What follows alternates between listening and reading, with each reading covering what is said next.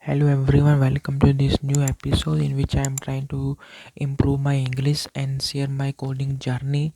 So I know I haven't uploaded like in the last 2 months. I was very busy and I need to be more consistent so that I can improve my English. Let's like recap what I have done in the last month.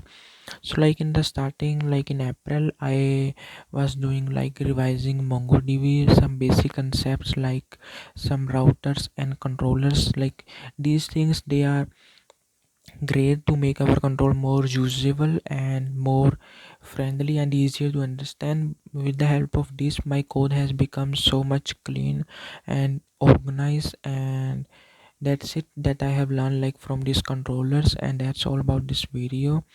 So hope to see you in the next video.